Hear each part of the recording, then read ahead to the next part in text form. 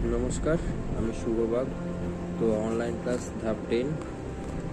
তো এসএনআর বিষয় হচ্ছে এসএনআর ব্যবসায়িক জীবন, এসএজিপি গ্রাম পঞ্চায়েতের প্রধান, সরপঞ্চ, চেয়ারম্যান, সুবিধাভোগী তহবিল কি এর লাভ। তো আজ আমরা এসএনআর ব্যবসায়িক জীবনে এসএজিপি গ্রাম পঞ্চায়েতে প্রধান বা সরপঞ্চ, সুবিধাভোগী তহবিল নিয়ে আলোচনা করব। এটি একটি গ্রাম পঞ্চায়েতের প্রধানের জন্য অন্যান্য তহবিল। এই তহবিলটিও ফার্মের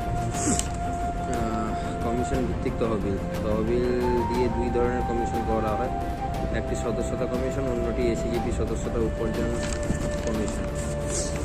তো এসএজিপি একটি গ্রাম পঞ্চায়েত এলাকায়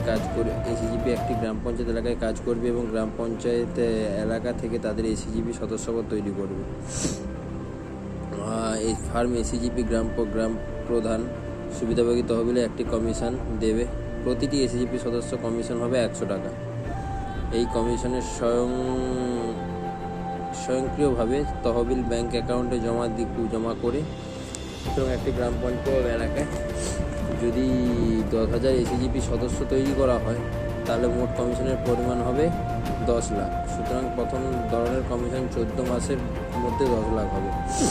এটি পুনর্নবীকরণ ভিত্তিতে চলতে থাকবে। সুতরাং আমরা দেখেছি যে ফান্ডটিতে প্রতি 14 মাস পর 10 লাখ টাকা আয় করবে এবং এটি চিরকাল অব্যাহত থাকবে। আর দ্বিতীয় ধরনের কমিশন, এসএজিপি গ্রাম পঞ্চায়েতের সরপঞ্চ সুবিধাভোগী তহবিলে জমা হবে এসএজিপি সদস্যদের উপার্জন। এই উপার্জন সুবিধা হবে এসএজিপি সদস্যদের তাদের 14 মাসের মধ্যে। যদি এটি এসএজিপি সদস্যদের সুবিধা থেকে মোট সদস্যপদ উপার্জনের 2%। সুতরাং যদি 10,000 সদস্য থাকে, তার পরবর্তী 14 মাসে তারা উপার্জন করে 15 লাখ, তাহলে মোট কমিশন হবে 3 করোড়। প্রতিটি এসএজিপি গ্রাম পঞ্চায়েত 14 মাসের মধ্যে 3 করোড় প্লাস 10 লক্ষ, মানে 3 করোড় 10 লক্ষ উপার্জন করতে পারবে 14 মাসের মধ্যে। তো এসএজিপি গ্রাম পঞ্চায়েতের সরপঞ্চ তহবিলের পরিমাণ 4টি ধাপের উন্নয়নে ভাগ করা হবে। একটি হলো গ্রাম পঞ্চায়েত উন্নয়ন, দ্বিতীয় এসএনআর ব্যবসায়িক জীবন বেতন স্টাফ উন্নয়ন, সরপঞ্চ ব্যক্তিগত উন্নয়ন, 4 স্থানীয় পঞ্চায়েতের জনগণ উপকৃত হয়। এইভাবে প্রতিটি এসএজিপি গ্রাম পঞ্চায়েতের সরপঞ্চ সুবিধাভোগী তহবিল 3 করোড় 10 লক্ষ উপার্জন করে এবং প্রতি উন্নয়ন পদক্ষেপে 1:4 মৌলিক সূত্র ব্যবহার করবে। তাই গ্রামের প্রতিটি সরপঞ্চ ব্যক্তিগতভাবে প্রতি 14 মাসে 1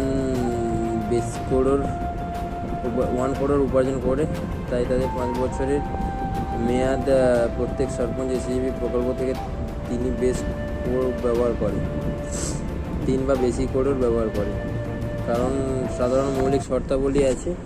তো এসএজিপি সদস্যগণ শুধুমাত্র তাদের চূড়ান্ত সদস্যপদ কার্ডধারীর পরে গণনা করেছে।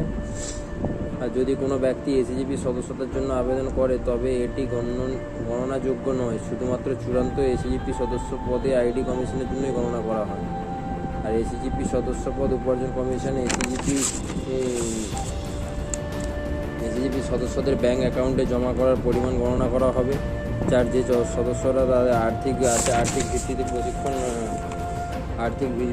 বৃদ্ধির প্রশিক্ষণের যোগ্য নয়, তাদের কমিশন সদস্যতা কমিশনের অনুমোদিত হবে না। সমস্ত কমিশন নিষ্পত্তি করা বিষয় এসএনআর ব্যবসায়িক জীবন প্যানেল অ্যাডভোকেট বোর্ড কমিটি দ্বারা সমাধান করবে। এটি উপযুক্ত এবং চূড়ান্ত হবে। ধন্যবাদ।